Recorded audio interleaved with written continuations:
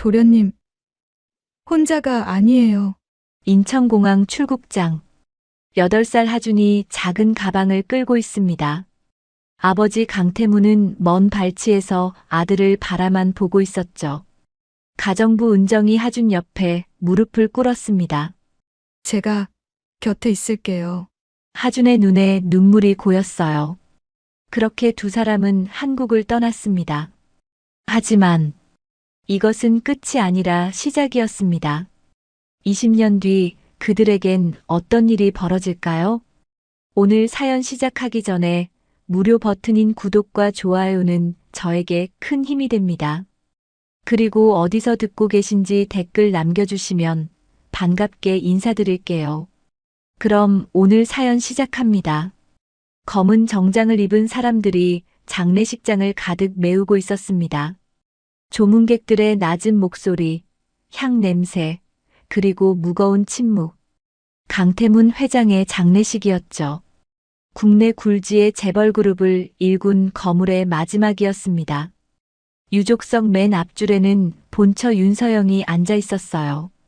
검은 상복 차림에 눈물 한 방울 없이 꼿꼿하게 앉아 있는 모습이 마치 얼음 조각상 같았습니다.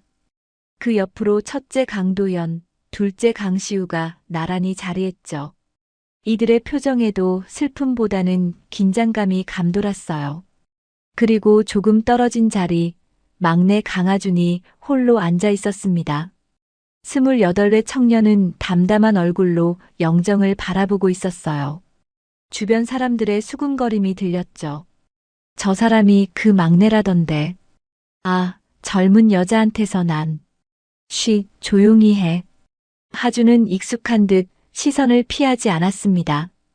그저 묵묵히 앞을 바라볼 뿐이었죠. 이런 시선, 이런 수군거림은 20해 넘게 견뎌온 일이었으니까요. 장례 절차가 끝나고 변호사가 나타났어요.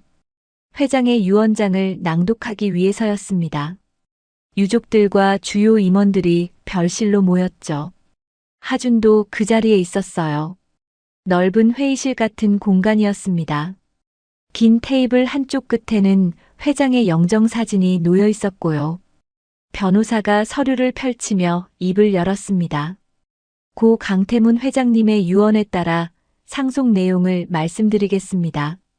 실내가 조용해졌어요. 모두의 시선이 변호사의 입술에 집중됐죠. 도연은 팔짱을 낀 채 의자에 깊이 앉아 있었고요. 시우는 손가락으로 테이블을 톡톡 두드리고 있었습니다. 그룹 지분 및 경영권은 장남 강도현에게. 변호사의 목소리가 차분하게 이어졌어요. 부동산 포트폴리오 및 해외 투자 자산은 차남 강시우에게. 도현과 시우의 얼굴에 안도감이 스쳤어요. 예상대로였으니까요. 그리고 변호사가 잠시 숨을 고르더니 다시 입을 열었습니다. 삼남 강하준에게는 현금 10억 원을 유산으로 남깁니다. 그 순간 실내에 미묘한 공기가 흘렀어요. 10억이라는 돈이 적은 건 아니었죠. 하지만 수조원대 재산을 나누는 자리에서요. 막내에게 돌아간 건 고작 10억이었습니다. 전체 유산의 1%도 안 되는 금액이었어요. 본처 윤서영은 입꼬리를 살짝 올렸습니다. 마치 그 정도면 과분하다는 듯한 표정이었죠. 하준은 천천히 고개를 끄덕였습니다. 예상했던 결과였으니까요. 아니, 어쩌면 예상보다도 못한 결과였죠.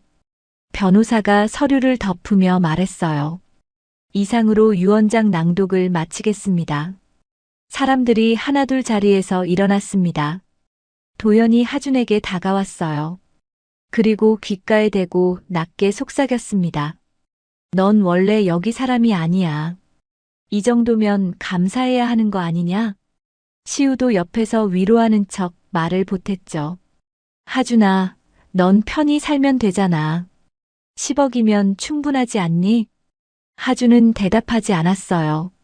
그저 조용히 웃기만 했습니다. 그런데 그 웃음이 점점 굳어지더니요. 눈빛이 차갑게 변했죠. 도현과 시우는 뒤도 돌아보지 않고 회의실을 나갔습니다. 본처 윤서영도 마지막으로 하준을 한번 쳐다보더니 자리를 떴어요. 그 눈빛에는 경멸과 승리가 섞여 있었습니다. 하준은 홀로 남아 창밖을 바라봤습니다. 손에는 낡은 사진 한 장이 쥐어져 있었죠. 젊고 아름다운 여자가 환하게 웃고 있는 사진이었어요. 엄마, 정미선이었습니다. 사진 뒤편에는 바래진 글씨로 편지가 적혀 있었어요. 하준아, 엄마는 너를 사랑해. 꼭 살아남아라. 하준은 사진을 가슴에 꼭 안았습니다. 그리고 낮은 목소리로 중얼거렸죠. 엄마랑 저한테 모질게 굴었던 사람들에게 똑같이 돌려줄 거요. 창밖으로 비가 내리기 시작했어요. 장례식장의 불빛이 빗물에 번져 보였습니다. 검은 우산을 쓴 사람들이 하나둘 건물을 빠져나갔고요. 하준은 여전히 그 자리에 서 있었습니다. 사진 속 엄마의 얼굴을 들여다보며요. 20회를 기다렸습니다. 이제 시작이었어요. 20회 전 병실 복도는 소독약 냄새로 가득했습니다. 강태문 회장은 무거운 발걸음으로 병실 문을 열었어요. 침대에는 정미선이 누워 있었습니다. 30 초반의 여자는 얼굴이 창백했고요. 숨소리마저 가늘게 들렸죠. 오셨어요. 미선이 힘없이 미소 지으며 말했습니다. 회장은 침대 옆 의자에 앉았어요. 미선의 손을 잡았죠. 그 손은 너무 차가웠습니다. 병원에서 뭐래? 많이 안 좋대요. 미선은 고개를 돌려 창밖을 바라봤어요. 제가 이제 얼마 못 산답니다. 회장의 얼굴이 굳었습니다. 무슨 소리를? 회장님. 미선이 회장의 손을 꼭 쥐었어요. 저 입 다물게요. 눈앞에서 사라질게요. 대신 아이만 데려가 주세요. 회장은 말문이 막혔습니다. 서영이가 절대 용납 안 할 거야. 알아요. 미선의 눈에 눈물이 고였습니다. 그럼 제 아들은 누구한테 맡기라고요? 제발 아이만. 제가 죽고 나면 하준이는 혼자예요. 친척도 없고 갈 곳도 없어요. 미선은 숨을 몰아쉬며 계속 말했습니다. 저 같은 엄마 만나서 불행했지만 그래도 회장님 아들인 건 맞잖아요. 제발 아버지로서. 회장은 고개를 떨구었습니다. 대답할 수가 없었죠. 그때 병실 문이 열렸습니다. 본처 윤서영이 들어왔어요. 검은 코트 차림에 선글라스를 낀 모습이었습니다. 뒤로는 비서 2명이 따라왔죠. 다 끝났어요? 서영의 목소리는 차가웠습니다. 미선은 침대에서 일어나려 했어요. 하지만 힘이 없어 휘청거렸죠. 죄송합니다. 정말 됐어요. 서영이 손을 들어 말을 잘랐습니다. 당장 정리하세요. 여기서 소문나면 끝입니다. 우리 집안이 뭔 줄 알고. 회장이 일어서며 말했어요. 서영아, 이건 당신은 입 다물어요. 서영은 남편을 향해 날카롭게 쏘아붙였습니다. 그리고 다시 미선을 내려다봤죠. 아이는 데려갑니다. 대신 당신은 완전히 사라지는 거예요. 연락도 만남도 아무것도 없어요. 알아들었어요? 미선은 고개를 끄덕였습니다. 눈물이 볼을 타고 흘러내렸어요. 감사합니다. 그때 병실 문이 다시 열렸습니다. 8살 하준이 간호사 손을 잡고 들어왔어요. 엄마. 하준은 엄마에게 달려가려 했습니다. 하지만 서영 쪽 비서가 아이를 가로막았죠. 안 돼요, 도련님. 엄마. 엄마. 하준이 소리쳤습니다. 미선은 침대에서 내려오려 했어요. 다리에 힘이 풀려 바닥에 주저앉았습니다. 하준아. 미선이 떨리는 목소리로 말했어요. 엄마 가방. 주머니. 간호사가 재빨리 가방을 가져왔습니다. 미선은 떨리는 손으로 봉투 하나를 꺼냈어요. 이거 하준이한테 전달해 주세요. 간호사가 봉투를 받아 하준에게 건넸습니다. 하준은 봉투를 꼭 쥐었어요. 엄마. 미선이 눈물을 흘리며 말했습니다. 엄마는 너 사랑해. 꼭 살아. 회장이 하준의 손을 잡았습니다. 가자, 하준아. 싫어요. 엄마. 하준은 발버둥 쳤지만 소용없었어요. 회장은 아이를 안아들고 병실을 나갔습니다. 복도로 나오는 순간요. 하준은 뒤를 돌아봤습니다. 병실 문틈 사이로 엄마가 보였어요.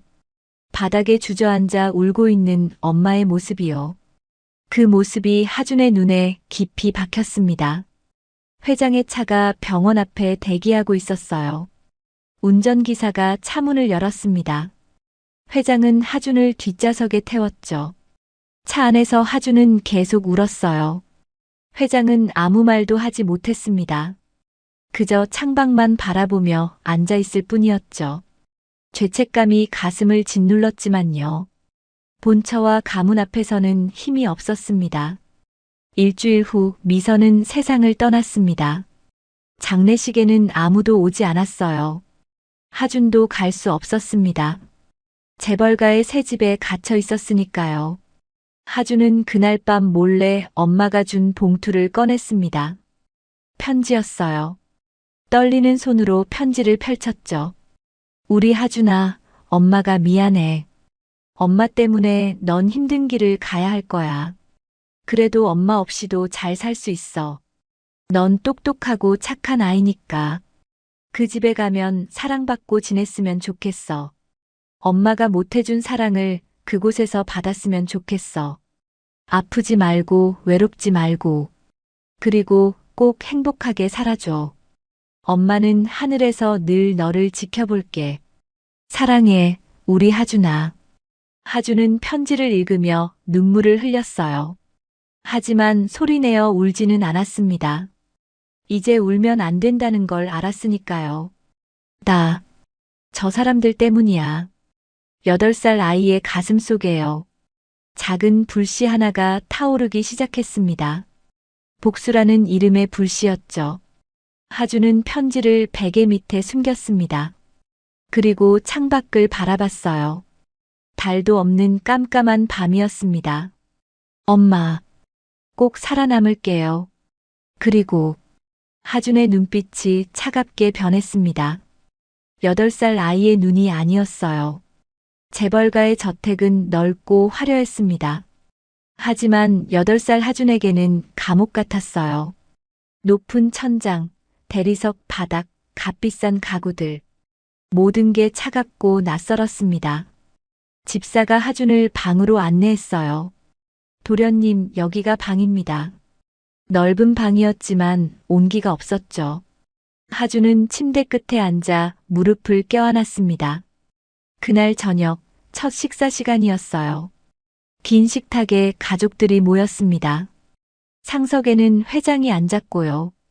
그 옆에 본처 윤서영, 첫째 도현, 둘째 시우가 자리했죠. 하준은 맨 끝자리에 앉았습니다. 식탁 위에는 음식이 가득했어요. 하지만 하준 앞에만 반찬이 적었습니다. 국과 밥, 김치 몇 조각뿐이었죠. 하준은 아무 말 없이 밥을 먹었어요. 야. 첫째 도연이 하준을 불렀습니다. 45의 남자는 차갑게 하준을 내려다봤죠. 하준이 고개를 들었어요. 여긴 규칙이 있어. 식사 중엔 소리 내지 마. 어른들 먼저 수저들 때까지 기다려. 알아들었어? 하준은 고개를 끄덕였습니다. 둘째 시우가 비웃듯 말했어요. 착각하지 마. 넌 여기 손님일 뿐이야. 내 자리는 원래 없어. 본처 윤서영은 차를 마시며 말했습니다. 회장님께서 데려오셨으니 받아들이긴 했어요. 하지만 집안 체면은 지켜야죠. 밖에서 함부로 말하면 안 돼요. 알겠어요? 하준은 또 고개를 끄덕였어요. 회장은 아무 말도 하지 않았습니다. 그저 묵묵히 식사를 할 뿐이었죠. 하주는 그날 밤 처음 알았습니다. 이 집에서 자신은 투명인간이라는 걸요. 다음 날부터 하주는 초등학교에 다니기 시작했어요. 운전기사가 데려다주고 데려왔습니다. 하지만 학교에서도 차별은 계속됐죠. 담임 선생님이 하준을 소개했어요. 오늘부터 강하준 학생이 우리 반에 왔어요. 모두 친하게 지내요. 아이들이 수군거렸습니다. 저의 재벌집 아들 아니야? 맞아. 강태문 회장 아들이래. 하지만 며칠 지나지 않아 소문이 돌았어요. 저의 진짜 아들 아니래. 젊은 여자한테서 나내래. 쉬, 조용히 해. 하주는 그 소문을 들었습니다. 아무 말도 하지 않았지만요. 가슴속 불씨가 조금 더 타올랐죠. 집에서는 더 힘들었어요. 저녁마다 식탁에 앉았지만요. 여전히 반찬은 적었고요. 여전히 눈칫밥이었습니다. 도연이 어느 날 하준을 서재로 불렀어요. 시우도 함께 있었습니다. 앉아. 도연이 명령하듯 말했어요. 하준은 의자에 앉았습니다. 넌 집안 규칙을 배워야 해. 첫째, 우리한테 말대꾸하지 마. 둘째, 밖에서 우리 형제라고 말하지 마. 셋째, 아버지한테 뭘 요구하지 마. 시우가 덧붙였어요. 넌 그냥 조용히 있으면 돼. 내가 여기 있는 것만으로도 우릴 불편하게 해. 알겠어? 하주는 두 형을 바라봤습니다. 네. 짧게 대답했죠. 도연이 비웃었어요. 착한 척은 하네. 근데 착해봤자 소용없어. 넌 절대 우리 중 하나가 될 수 없으니까. 하주는 그날도 참았습니다. 눈물도 화도 꾹 눌렀어요. 회장은 가끔 하준을 챙겼습니다. 선물을 사주고 용돈을 주고 학비를 냈죠. 하지만 정작 필요한 건 주지 못했어요. 사랑과 보호였습니다. 본처와 두 아들 앞에서는요. 회장도 힘이 없었으니까요. 어느 날 본처 윤서영의 지인들이 집에 왔어요. 거실에서 차를 마시고 있었습니다. 하준이 학교에서 돌아와 인사를 했죠. 안녕하세요. 윤서영의 얼굴이 굳었어요. 너 방으로 올라가 있어. 손님들 계신다. 하준은 고개를 숙이고 계단을 올라갔습니다. 뒤에서 목소리가 들렸어요. 저 아이가. 네, 회장님이 데려온 아이예요. 어머, 그럼. 집안일은 말하기 곤란하네요. 하준은 발걸음을 멈췄습니다. 그 말들이 가슴에 박혔죠. 하지만 계속 걸었어요. 방에 들어가 문을 닫았습니다. 그리고 엄마의 편지를 꺼냈어요. 사랑받고 지냈으면 좋겠어. 하주는 편지를 읽으며 눈물을 흘렸습니다. 엄마, 전 사랑받지 못해요. 여기 사람들은 저를 사람 취급도 안 해요. 하주는 편지를 꼭 쥐었어요. 그날 밤 하주는 결심했습니다. 절대 울지 않는다. 절대 무너지지 않는다. 그리고 언젠가 이 모든 걸 갚아준다. 어느 날 저녁 식탁에서였어요. 도연이 회장에게 말했습니다. 아버지, 막내는 따로 식사하는 게 어때요? 손님들 오면 불편해요. 회장이 눈살을 찌푸렸어요. 그게 무슨 소리야. 하준이도 식구인데. 윤서영이 끼어들었습니다.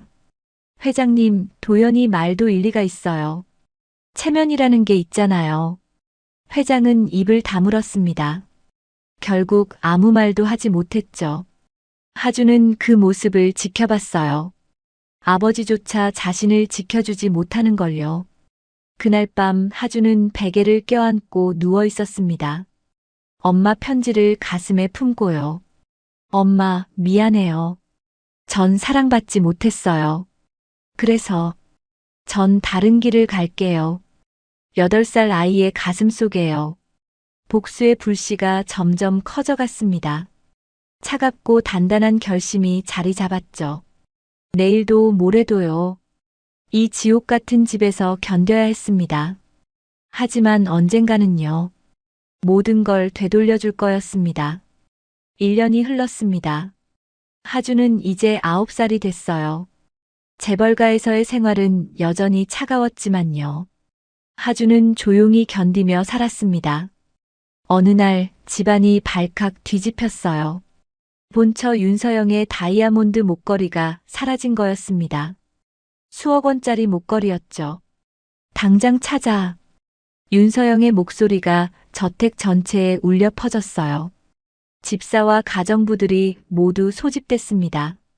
거실에 줄지어 서 있었죠. 윤서영은 차갑게 그들을 훑어봤어요. 누가 가져갔어? 지금 말하면 용서해 줄게. 아무도 대답하지 않았습니다. 그때 첫째 도연이 말했어요. 어머니, 박은정 씨를 확인해 보세요. 요즘 행동이 좀 수상했어요. 박은정은 36살 되는 가정부였습니다. 이 집에서 일한 지 3년째였죠. 저는 아닙니다. 은정은 떨리는 목소리로 말했어요. 윤서영이 다가갔습니다. 방 수색할 거예요. 거부하면 더 의심받아요. 은정의 얼굴이 새하얘졌어요. 정말 아닙니다, 사모님. 둘째 시우가 끼어들었습니다. 어머니, 경찰 불러야 하는 거 아닙니까? 본보기로 해야죠. 윤서영이 고개를 끄덕였어요. 그래, 당장 경찰 불러. 은정은 무릎이 꺾였습니다. 사모님, 제발. 정말 안 가져갔습니다. 그 순간 작은 목소리가 들렸어요. 잠깐만요. 모두가 돌아봤습니다. 9살 하준이 서 있었어요. 넌 왜 나와? 도연이 짜증스럽게 말했습니다. 하준은 은정을 바라봤어요. 그리고 윤서영에게 말했습니다. 이모는 안 가져갔어요. 뭐? 윤서영의 눈빛이 날카로워졌어요. 내가 뭘 안다고? 하준은 차분하게 말했습니다. 저번 주에 봤어요. 다른 가정부 이모가 사모님 방에서 뭔가 만지는 걸요. 서랍을 열고 있었어요. 실내가 조용해졌습니다. 윤서영이 물었어요. 누구? 하준은 한 가정부를 가리켰습니다. 젊은 여자였죠. 저는 여자의 얼굴이 붉어졌어요. 그냥 청소하려고. 도연이 다가갔습니다. 청소? 서랍을 왜 열어? 여자는 말을 잇지 못했어요. 윤서영이 명령했습니다. 당장 방 수색해. 집사가 여자의 방으로 달려갔어요. 잠시 후 돌아왔습니다. 손에는 목걸이가 들려 있었죠. 사모님 찾았습니다. 실내가 술렁거렸어요. 여자는 그 자리에 주저앉았습니다. 죄송합니다. 죄송합니다. 윤서영은 차갑게 말했어요. 당장 경찰 불러. 그리고 나가. 여자는 끌려나갔습니다. 박은정은 그 자리에 서서 하준을 바라봤어요. 눈물이 볼을 타고 흘러내렸습니다. 도련님. 은정은 더 이상 말을 잇지 못했어요. 그저 고개를 숙여 인사했죠. 하준도 고개를 끄덕였습니다. 사람들이 하나둘 흩어졌어요. 윤서영은 하준을 한번 쳐다보더니 돌아섰습니다. 아무 말도 하지 않았죠. 도현과 시우도 마찬가지였어요. 고맙다는 말 한마디 없었습니다. 그날 밤 은정은 하준의 방문을 두드렸어요. 도련님, 들어가도 될까요? 네, 이모. 은정이 방으로 들어왔습니다. 손에는 따뜻한 우유 한 잔이 들려 있었죠. 이거. 하준은 우유를 받았어요. 은정이 하준 옆에 앉았습니다. 고마워요, 도련님. 오늘 도련님 아니었으면 전 정말 큰일 날 뻔했어요. 하준은 우유를 한 모금 마셨어요. 이모는 나쁜 사람 아니잖아요. 나쁜 사람이 벌 받는 게 맞아요. 은정의 눈에 또 눈물이 고였습니다. 도련님은 참 착하세요. 이 집에서. 은정은 말을 멈췄어요. 하지만 하준은 알았습니다. 이 집에서 유일하게 따뜻한 사람이라고요. 은정이 하준의 손을 꼭 잡았어요. 도련님, 제가 지켜드릴게요. 이 집에서 아무도 도련님 편이 안 되더라도요. 전 도련님 편이에요. 하준은 처음으로 마음이 따뜻해졌습니다. 엄마가 떠난 후 처음이었죠. 고마워요, 이모. 잘 자요, 도련님. 은정이 방을 나간 후 하준은 창밖을 바라봤습니다. 달이 밝았어요. 엄마, 이모 같은 사람도 있어요. 저 혼자가 아닌 것 같아요. 하준은 처음으로 조금 웃었습니다. 하지만 복수의 불씨는 여전했어요. 은정의 따뜻함이 복수를 지운 건 아니었습니다. 오히려 더 단단하게 만들었죠. 나를 지켜줄 사람은 결국 없다. 그러니 내가 나를 지켜야 한다. 그리고 언젠가 이 모든 걸 갚아줘야 한다. 하준은 엄마의 편지를 꺼냈어요. 엄마, 전 약하지 않을게요. 전 강해질 거예요. 그래서 엄마 원수를 갚을 거예요. 달빛이 편지 위로 쏟아졌습니다. 하준은 편지를 가슴에 안고 눈을 감았어요. 내일도 모레도요. 이 집에서 견뎌내야 했습니다. 하지만 이제는 혼자가 아니었어요. 은정이라는 따뜻한 사람이 곁에 있었으니까요. 그리고 그 따뜻함은요. 하준에게 살아갈 이유를 하나 더 주었습니다. 목걸이 사건 이후 박은정은 하준을 더욱 챙겼습니다. 아침마다 따뜻한 우유를 가져다 줬고요. 밤에는 이불을 덮어주러 왔어요. 하준은 처음으로 누군가의 따뜻함을 느꼈습니다. 하지만 그 따뜻함은 오래가지 못했어요. 어느 날 회장이 하준을 서재로 불렀습니다. 하준아, 앉아라. 회장의 표정이 무거웠어요. 하준은 의자에 앉았습니다. 회장이 입을 열었죠. 너를 해외로 보내려고 한다. 하준의 눈이 커졌어요. 유학을 보내는 거야. 미국에 좋은 학교가 있어. 거기서 공부하면. 회장은 말을 이었지만요. 하준은 알았습니다. 이건 유학이 아니라 추방이라는 걸요. 언제요? 하준이 조용히 물었어요. 다음 달. 준비는 내가 다 해줄게. 회장은 미안한 듯 하준을 바라봤습니다. 하지만 결정을 바꿀 생각은 없었어요. 하준은 고개를 끄덕였습니다. 알겠습니다. 더 이상 묻지 않았어요. 물어봤자 소용없다는 걸 알았으니까요. 하준이 방으로 돌아왔을 때요. 복도를 지나는데 본처 윤서영의 목소리가 들렸습니다. 집사와 이야기하고 있었어요. 다음 달에 막내 유학 가니까요. 그 아이 방은 정리해 두세요. 손님 방으로 쓸 거예요. 집사가 대답했습니다. 알겠습니다, 사모님. 하준은 그 대화를 듣고 방으로 들어갔어요. 가슴이 답답했지만 표정은 담담했습니다. 한편 은정은 세탁실에서 빨래를 개고 있었어요. 다른 가정부가 들어와 수군거렸습니다. 들었어요? 막내 도련님 유학 간대요. 어머, 정말요? 네, 다음 달에 미국 간대요. 그것 참. 어린 나이에 혼자 가면 얼마나 힘들까. 은정은 손이 멈췄습니다. 빨래를 떨어뜨릴 뻔했죠. 뭐라고요? 도련님이 유학을 가신다고요? 네, 사모님이 집사한테 말씀하시는 거 들었어요. 은정은 빨래를 내려놓고 밖으로 나갔습니다. 하준의 방으로 향했어요. 문을 두드렸습니다. 도련님, 들어오세요, 이모. 은정이 방으로 들어갔어요. 하준은 창가에 서 있었습니다. 도련님, 정말이에요? 유학 가신다는 게. 하준은 고개를 끄덕였습니다. 네, 다음 달에 가요. 은정의 눈에 눈물이 고였어요. 도련님, 은정은 하준을 끌어안았습니다. 전 어떻게 하죠? 도련님 없으면.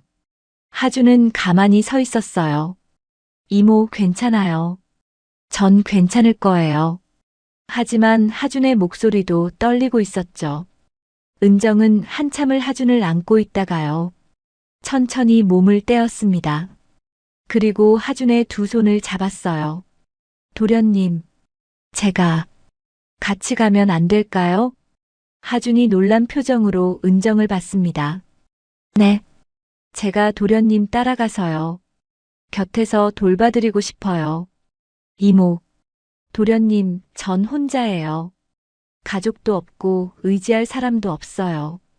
은정의 목소리가 떨렸습니다. 그런데 도련님은요. 저를 사람 대접해 주셨어요. 목걸이 사건 때 아무도 저를 믿어주지 않았는데 도련님만 진실을 말해 주셨잖아요. 은정의 눈에서 눈물이 흘러내렸어요. 도련님이 제 인생을 구해 주셨어요. 그래서 저도 도련님 곁을 지키고 싶어요. 하준은 은정을 바라봤습니다. 하지만 이모도 여기 일이 괜찮아요. 은정이 고개를 저었어요. 제가 회장님께 말씀드려 볼게요. 꼭 허락받을게요. 그날 저녁 은정은 회장의 서재 앞에 섰습니다. 깊게 숨을 들이쉬고 노크를 했어요. 들어오세요. 은정이 문을 열고 들어갔습니다. 회장이 서류를 보다 고개를 들었죠. 무슨 일이요? 은정은 깊게 고개를 숙였습니다. 회장님, 제가 도련님과 함께 가겠습니다. 회장의 눈썹이 올라갔어요. 뭐라고? 도련님 유학 가실 때요. 제가 따라가서 보살피겠습니다. 회장은 잠시 말이 없었어요. 그리고 물었습니다. 왜 그러시오?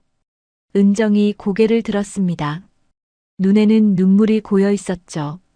도련님은 제 인생을 구해주셨습니다. 목걸이 사건 때요.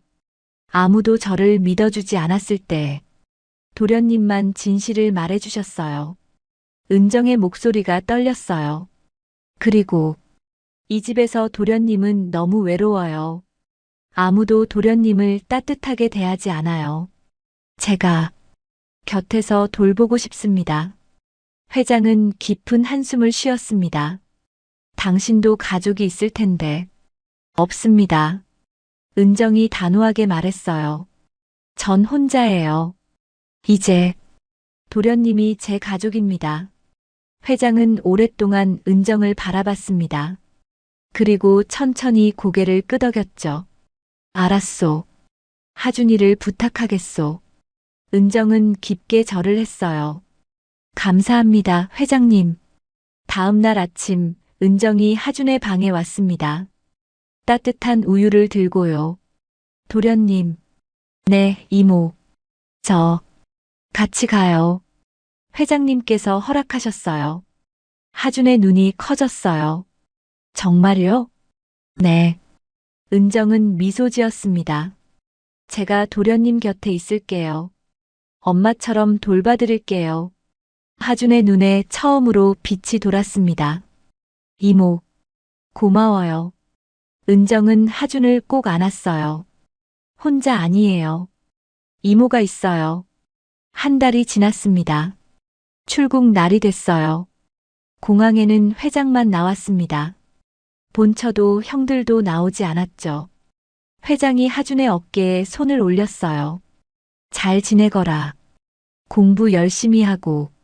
하준은 고개를 끄덕였습니다. 네, 아버지. 회장은 더 이상 말하지 못했어요. 미안함과 죄책감이 목을 막았습니다. 하준과 은정은 출국장으로 걸어갔어요. 뒤돌아보지 않았습니다. 돌아봐도 아무도 없을 거라는 걸 알았으니까요.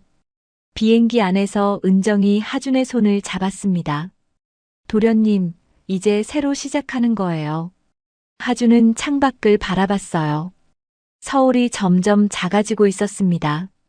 이모. 네, 도련님. 하준은 은정을 바라봤습니다. 고마워요. 정말 고마워요. 은정은 하준의 머리를 쓰다듬었어요. 이제 우린 가족이에요. 둘이서 잘 살아요. 비행기가 구름 위를 날았습니다. 하준은 창밖을 보며 생각했어요. 엄마, 전 이제 이모랑 살아요. 이모는 저한테 따뜻해요. 하지만 복수는 잊지 않을 거예요. 언젠가 돌아갈 거예요. 그리고 모든 걸 되찾을 거예요. 하준의 손에는 엄마의 편지가 쥐어져 있었습니다.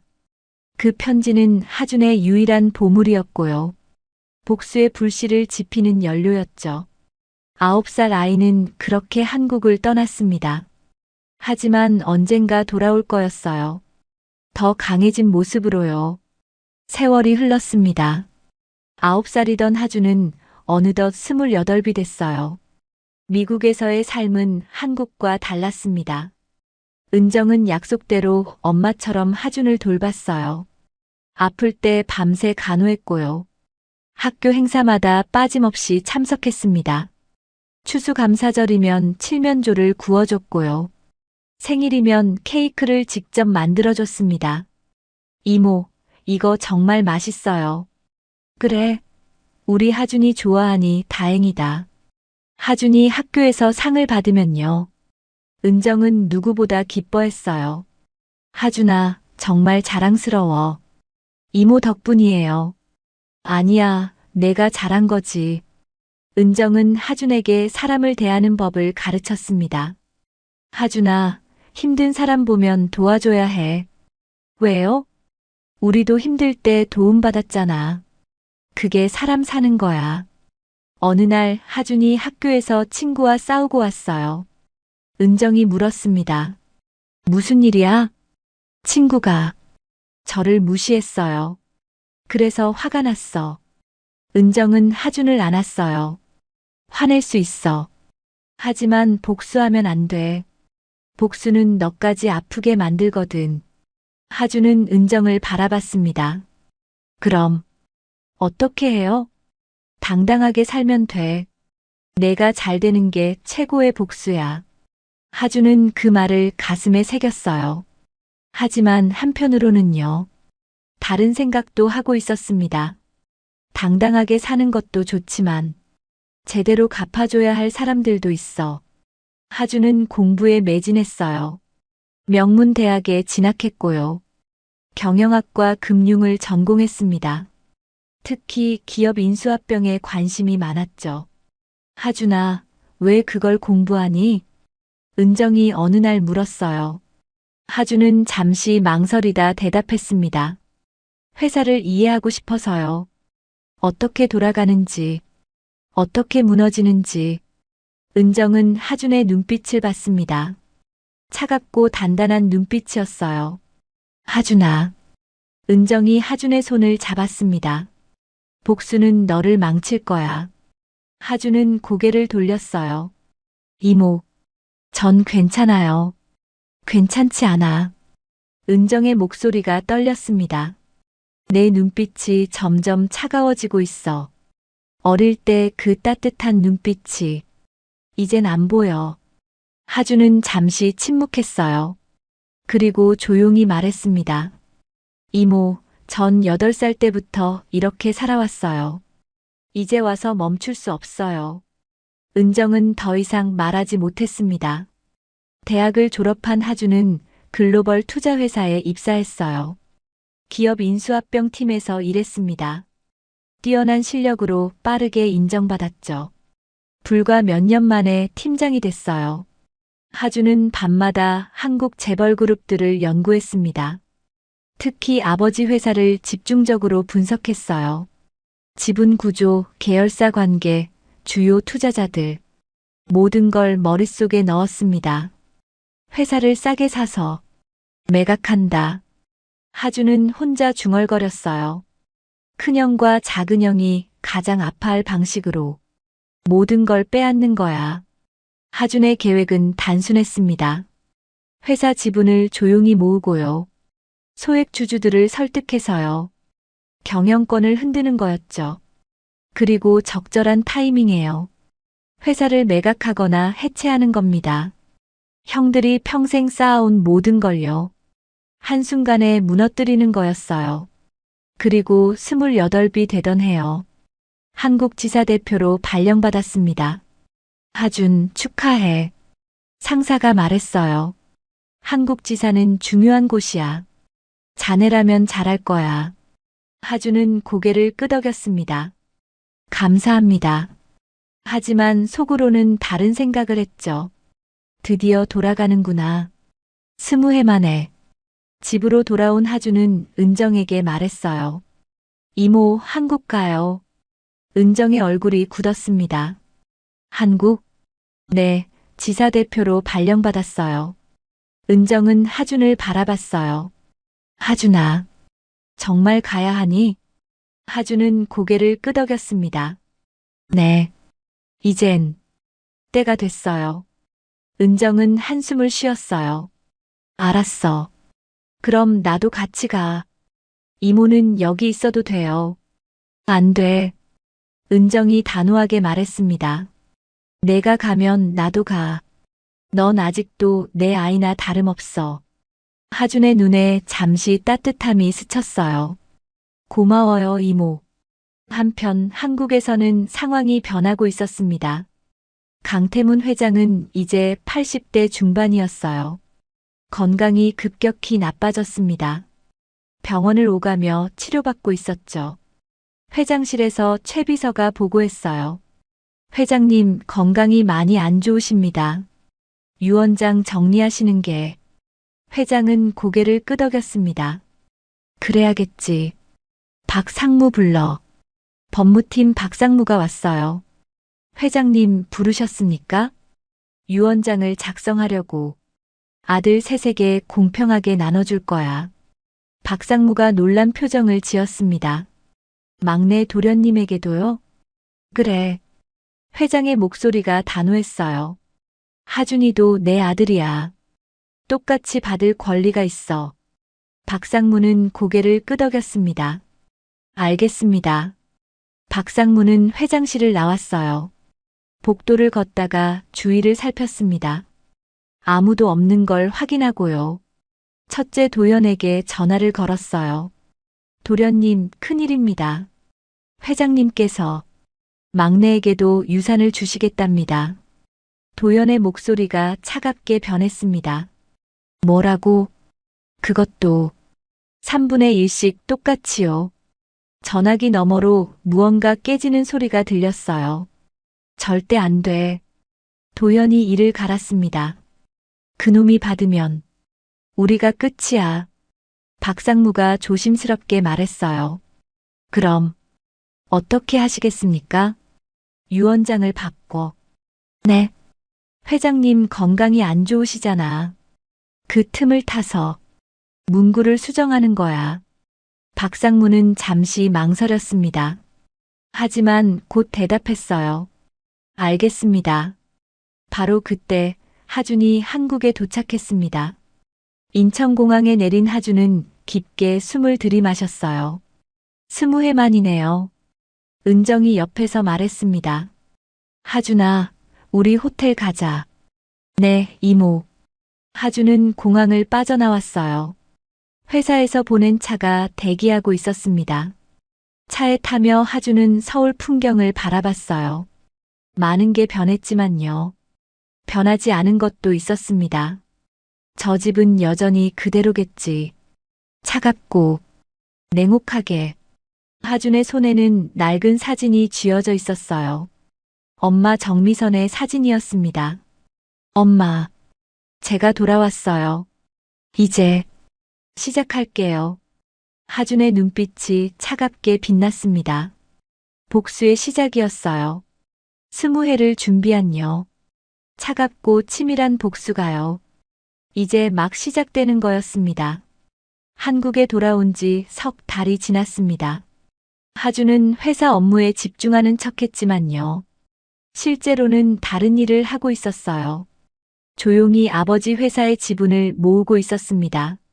소액 주주들을 하나씩 만났어요. 안녕하세요, 강하준입니다. 투자 상담 요청하셔서 왔습니다. 주주들은 하준이 회장의 아들인 줄 몰랐어요. 그저 유능한 투자 전문가로만 알았죠. 요즘 회사 주가가 불안해서요. 팔까 말까 고민 중입니다. 하준은 차분하게 설명했어요. 지금 파시면 손해입니다. 조금만 기다리시면 더 좋은 가격에 팔 수 있어요. 주주들은 하준을 신뢰하기 시작했습니다. 그렇게 한 명, 두 명씩요. 하준의 네트워크가 넓어졌어요. 한편 회장의 건강은 더욱 나빠졌습니다. 병원에 입원한 지 한 달째였어요. 의식이 흐릿해질 때가 많았죠. 도연과 시우는 그 틈을 노렸습니다. 박상무를 불러 지시했어요. 유 원장, 이제 바꿔야 해. 아버지 상태가 더 나빠지기 전에. 박상무가 서류를 꺼냈습니다. 이렇게 수정했습니다. 경영권과 주요 자산은 장남과 차남에게, 막내에게는 현금 10억 원. 도연이 고개를 끄덕였어요. 좋아. 증인은 비서실장 최비서와 회계팀 김이사입니다. 둘 다 우리 편이죠. 시우가 끼어들었습니다. 이게 법적으로 문제 없어요? 회장님 서명이. 박상무가 자신있게 말했어요. 회장님께서 의식 있으실 때 서명받았습니다. 물론 내용은 조금 달랐지만요. 나중에 문구를 수정한 겁니다. 도연이 만족스럽게 웃었어요. 잘했어. 막내 그놈은 원래 여기 사람이 아니었어. 시우도 동의했습니다. 맞아요. 애초에 받을 자격도 없었죠. 두 형제는 완벽한 계획이라고 믿었습니다. 그로부터 일주일 후였어요. 회장의 상태가 급격히 악화됐습니다. 의사가 가족들을 불렀죠. 각오하셔야 할 것 같습니다. 곧 위독하실 겁니다. 본처 윤서영과 두 아들이 병실에 모였어요. 하준에게는 연락조차 하지 않았습니다. 회장은 산소호흡기를 끼고 누워 있었어요. 가늘게 눈을 뜨고 가족들을 봤습니다. 하준이는 회장이 힘없이 물었어요. 윤서영이 차갑게 대답했습니다. 연락이 안 돼요. 미국에 있나 봅니다. 회장은 더 이상 말하지 못했어요. 눈을 감았습니다. 그날 밤 강태문 회장은 세상을 떠났습니다. 85세였어요. 다음 날 아침이었습니다. 하준은 신문으로 보고 소식을 알았어요. 회장 별세. 하준은 신문을 내려놓았습니다. 표정이 담담했어요. 은정이 옆에서 말했습니다. 하준아, 가봐야 하지 않겠니? 하준은 고개를 끄덕였습니다. 네, 가야죠. 장례식장은 조문객들로 붐볐어요. 재벌그룹 회장의 장례식이었으니까요. 하준은 검은 정장을 입고 도착했습니다. 영정 앞에 섰어요. 회장의 사진이 걸려 있었습니다. 하준은 깊게 절을 했어요. 아버지, 편히 쉬세요. 돌아서는데 도연이 다가왔습니다. 왔구나. 목소리에 감정이 없었어요. 네. 하준도 담담하게 대답했습니다. 장례 끝나고 유원장 낭독이 있어. 참석해. 도연은 그 말만 남기고 돌아섰어요. 시우도 하준을 한번 쳐다보더니 지나갔습니다. 아무 말도 하지 않았죠. 장례 절차가 끝났습니다. 유족들과 주요 인사들이 별실로 모였어요. 변호사가 유언장을 들고 들어왔습니다. 고 강태문 회장님의 유언을 낭독하겠습니다. 실내가 조용해졌어요. 변호사가 서류를 펼쳤습니다. 그룹 지분 및 경영권은 장남 강도연에게, 부동산 포트폴리오 및 투자 자산은 차남 강시우에게. 도연과 시우의 얼굴에 안도감이 스쳤어요. 그리고 변호사가 하준을 봤습니다. 막내 강하준에게는 현금 10억 원을 유산으로 남깁니다. 실내에 미묘한 공기가 흘렀어요. 10억은 큰 돈이었지만요. 수조 원대 유산을 나누는 자리에서요. 고작 10억이었습니다. 하준은 천천히 고개를 끄덕였습니다. 예상했던 결과였으니까요. 아니, 예상보다 못한 결과였죠. 변호사가 덧붙였습니다. 이상으로 유언장 낭독을 마치겠습니다. 사람들이 하나둘 자리에서 일어났어요. 도연이 하준에게 다가왔습니다. 귓가에 대고 낮게 속삭였어요. 넌 원래 여기 사람이 아니야. 이 정도면 감사해야 하는 거 아니냐? 시우도 옆에서 위로하는 척했습니다. 하준아, 넌 편히 살면 되잖아. 10억이면 충분하지 않니? 하준은 대답하지 않았어요. 그저 조용히 웃기만 했습니다. 그런데 그 웃음이 점점 굳어지더니요. 눈빛이 차갑게 변했죠.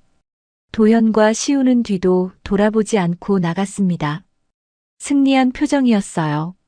하준은 홀로 남아 창밖을 바라봤습니다. 손에는 낡은 사진이 쥐어져 있었죠. 엄마 정미선의 사진이었어요. 엄마, 이제 시작이에요. 아버지는 끝까지 저를 지키지 못했어요. 그럼 이제 제가 저를 지킬게요. 하준은 사진을 가슴에 안았습니다. 그리고 낮은 목소리로 중얼거렸죠. 형들, 이제부터가 진짜예요. 10억? 웃기는 소리. 하준의 입꼬리가 차갑게 올라갔습니다. 제가 가져갈 건 전부예요. 창밖으로 비가 내리기 시작했어요. 장례식장의 불빛이 빗물에 번져 보였습니다. 하준은 그 빛을 바라보며 천천히 눈을 감았죠. 28해를 기다렸습니다. 이제 진짜 복수가 시작되는 거였어요. 유언장 낭독이 끝난 후 한 달이 지났습니다. 하준은 본격적으로 움직이기 시작했어요. 그동안 모아둔 소액주주들을 만났습니다. 회장님이 돌아가셨습니다. 이제 회사가 어떻게 될지 모릅니다. 주주들은 불안해했어요. 그럼 우리 주식은 어떻게 되나요? 하준은 차분하게 설명했습니다. 제가 매수하겠습니다. 시세보다 높은 가격으로요. 정말요? 네, 단 조건이 있습니다. 저를 신뢰해 주셔야 해요. 주주들은 하나둘 하준에게 지분을 넘겼어요. 그렇게 석 달이 지났습니다. 하준은 회사 지분 15%를 확보했어요. 경영권을 흔들 수 있는 지분이었죠. 그리고 주주총회를 요청했습니다. 도연과 시우는 깜짝 놀랐어요. 막내가 지분을 어떻게 그런 돈이? 박상무가 급히 보고했습니다. 소액주주들이 지분을 넘긴 것 같습니다. 막내 도련님한테. 도연의 얼굴이 굳었어요. 그놈이 계획이 있었구나. 시우도 당황했습니다. 형, 어떻게 해요? 주주총회에서 막아야 해. 우리 지분이 더 많으니까. 하지만 주주총회 날이었습니다. 하준은 준비한 자료를 발표했어요. 회사의 부실 경영 내역입니다. 지난 3년간 불필요한 투자로 수천억 원을 낭비했습니다. 자료에는 구체적인 증거들이 담겨 있었어요. 도현과 시우가 추진한 사업들이요. 대부분 실패했거나 부실한 것들이었죠. 주주들이 술렁거렸습니다. 이게 사실입니까? 경영진은 뭐 했습니까? 도연이 일어나 반박했어요. 이건 경영상 불가피한. 하지만 하준은 계속 증거를 제시했습니다. 회사의 문제점들을요. 경영진의 무능함을요. 주주들의 분노는 커져갔어요. 결국 표결이 시작됐습니다. 경영진 교체 안건이었죠. 하준이 확보한 지분가요. 설득한 주주들의 표가 합쳐졌습니다. 결과는 가결이었어요. 도연과 시우는 경영권을 잃었습니다. 이럴 수가. 도연의 얼굴이 창백해졌어요. 시우는 그 자리에 주저앉았습니다. 우리가 쫓겨나다니. 하준은 차갑게 그들을 바라봤어요. 아무 말도 하지 않았습니다. 표정만으로도 충분했죠. 회의가 끝난 후였습니다. 하준은 회사를 나왔어요. 은정이 차에서 기다리고 있었습니다. 하준아, 끝났어요, 이모. 하준이 차에 탔습니다. 이제 뭐 할 거니? 회사를 정리할 거예요. 매각하거나 해체하거나. 은정은 걱정스럽게 하준을 봤어요. 그래도 내 아버지 회사인데. 아버지는 하준의 목소리가 차갑게 변했습니다. 끝까지 저를 지키지 못했어요. 그럼 이제 제가 제 길을 가는 거예요. 며칠 후 하준은 은정을 불렀습니다. 손에는 통장이 들려 있었어요. 이모, 이게 뭐니? 이모 몫이에요. 은정이 통장을 받아봤습니다. 눈이 커졌어요.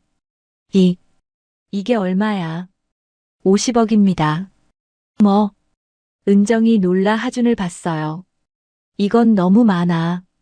이모가 저를 키워주신 값이에요. 하준의 목소리가 떨렸습니다. 이모 없었으면 전 여기까지 못 왔어요. 은정의 눈에 눈물이 고였어요. 하준아, 받아주세요. 이모가 행복하게 사셨으면 좋겠어요. 은정은 하준을 꼭 안았습니다. 고마워. 정말 고마워. 두 사람은 한참을 그렇게 있었어요. 그리고 며칠 후였습니다. 하준이 은정에게 말했어요. 이모, 엄마 묘에 같이 가요. 그래, 가자. 두 사람은 함께 차를 타고 공동묘지로 향했습니다. 도착한 곳은 엄마 정미선의 묘였죠. 하준은 묘비 앞에 무릎을 꿇었어요. 은정도 옆에 함께 앉았습니다. 엄마, 제가 왔어요. 하준의 목소리가 떨렸습니다. 엄마한테 모질게 한 사람들, 저한테 그렇게 한 사람들, 다 빼앗았어요. 경영권도 회사도 다 가져왔어요. 하준은 눈물을 흘렸습니다. 20해 만에 처음이었어요. 복수했어요, 엄마. 그런데 하준은 말을 이었습니다. 이게 끝은 아니에요. 남은 돈으로 재단을 세울 거예요. 하준이 깊게 숨을 들이쉬었어요. 엄마처럼 버려진 사람, 억울한 사람, 약한 사람들을 도울 거예요. 저처럼 차별받는 아이들, 저처럼 억울하게 쫓겨나는 사람들, 저처럼 힘들게 살아야 했던 사람들. 하준의 목소리가 더 떨렸습니다. 그 사람들한테 희망을 주고 싶어요. 제가 받지 못했던 따뜻함을 주고 싶어요. 은정이 하준의 어깨에 손을 올렸어요. 조용히 함께 울었습니다. 하준은 주머니에서 편지를 꺼냈어요. 엄마가 남긴 그 편지였습니다. 엄마, 이 편지 20해 동안 제 곁에 있었어요. 이제 엄마한테 돌려드릴게요. 하준은 편지를 묘비 앞에 놓았습니다. 그리고 깊게 절을 했어요. 은정도 두 손을 모아 합장했습니다. 미선 씨, 하준이 잘 키웠어요. 이제 편히 쉬세요. 은정도 깊게 절을 했습니다. 하준과 은정은 한참을 그 자리에 있었어요. 그리고 천천히 일어났습니다. 묘지를 떠나며 하준이 말했어요. 이모, 네. 재단 이름은 미선 희망 재단으로 할게요. 은정이 미소 지었습니다. 좋은 이름이다. 차를 타고 가며 은정이 물었습니다. 하준아, 이제 뭐 할 거니? 하준은 창밖을 바라봤어요. 재단 일을 할 거예요. 엄마 이름으로요. 그리고 하준이 은정을 봤습니다. 이모랑 행복하게 살 거예요. 은정이 미소 지었어요. 그래, 그게 제일 좋겠다. 차는 서울 거리를 달렸습니다. 석양이 지고 있었어요. 하준의 얼굴에는요. 처음으로 평화로운 표정이 떠올랐습니다. 복수는 끝났어요. 이제 새로운 시작이었죠. 엄마의 이름으로요. 사랑과 희망을 나누는 삶이었습니다. 하준은 창밖의 석양을 바라보며 중얼거렸어요. 엄마, 이제 저도 행복하게 살게요. 석양빛이 차 안을 가득 채웠습니다. 따뜻하고 부드러운 빛이었어요. 마치 엄마가 축복하는 것 같았죠. 하준의 긴 복수가 끝났습니다. 그리고 새로운 인생이 시작됐어요. 여러분, 오늘 하준이의 이야기 어떠셨나요? 복수와 용서, 그리고 새로운 시작에 대한 이야기였습니다. 여러분이라면 하준이처럼 하셨을까요? 아니면 다른 선택을 하셨을까요? 댓글로 여러분의 생각을 들려주세요. 오늘 사연 들어주셔서 감사드리며 지금까지 말하지 못할 사연이었습니다.